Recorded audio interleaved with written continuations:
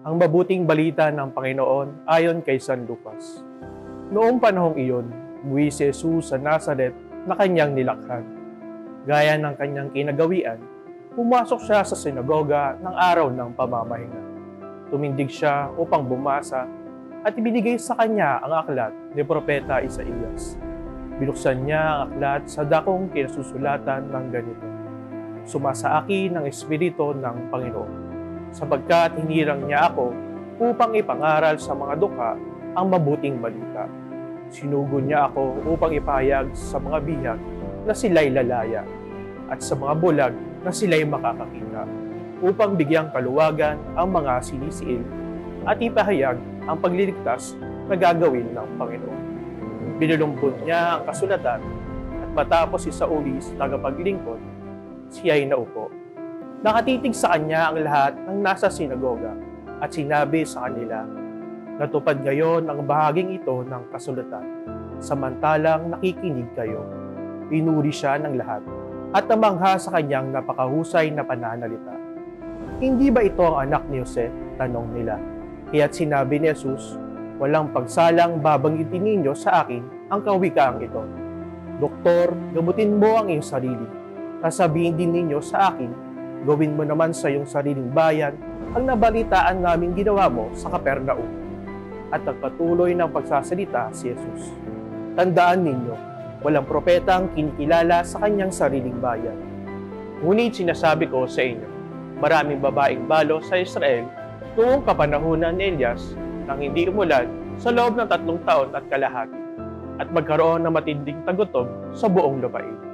Subalit hindi sa kanino man sa kanila pinapunta si Elias, kundi sa isang babaeng balo sa Sarepta, sa lupain ng Sidon. Sa dinami-dami ng kitongin sa Israel noong kapanahunan ni Eliseo, walang pinagaling isa man sa kanila. Si Naaman, pang taga-Syria ang pinagaling. Galit na galit ang lahat ng nasa sinagoga nang marinig ito. Nagtindigan sila at pinagtabuyan siyang palabas sa taluktok ng burol na tinatatayuan ng bayan upang ibulid sa bangin. Ngunit dumaan siya sa kalagitnaan nila at umalis. Ang mabuting balita ng Panginoon. Ang pagbasa ay tumutukoy sa pagtataboy kay Jesus ng mga taga-Nazaret, ang bayan kung saan siya isinilang at lumaki. Ito rin ang bayan ng kanyang amang si Jose. Sa unang parte ay mababasa natin na pinuri ng mga tao si Jesus dahil sa mabuting balitang kanyang ipinahayag sa lahat. Ngunit nung sabihin na niya na dapat nilang tandaan na walang propetang kinikilala sa kanyang bayang tinubuan, ay tila ba nag-iba ang kanilang pananaw at napalitan ito ng galit. Ang reaksyon ng mga nakinig ay madalas sa reaksyon din natin sa ating araw-araw na pamumuhay.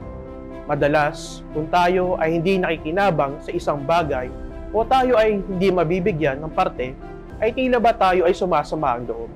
Nauuna ang pagiging sakim natin at nakakalimutan na marahil may mga dapat pang makinabang kaysa sa atin.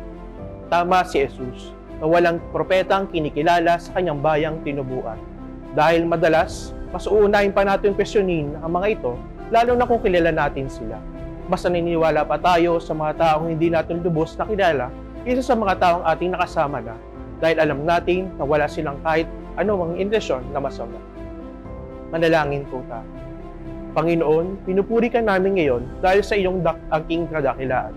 Panginoon, salamat din po sa lahat ng mga biyayang aming natatanggap sa araw-araw. Ito ang patunay na labis mong pagmamahal sa amin. Panginoon, nawa lagi niyo po kaming patawarin sa mga nagagawang kasalanan sa iyo, sa aming sarili at sa ibang tao.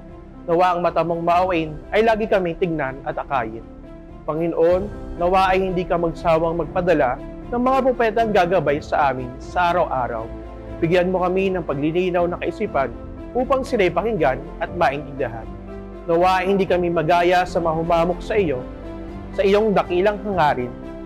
Panginoon, gawin mo kaming mga propeta na handang magbahagi ng iyong mga salita at magpahayag sa mga taong nangangailangan ng iyong pag-ibig.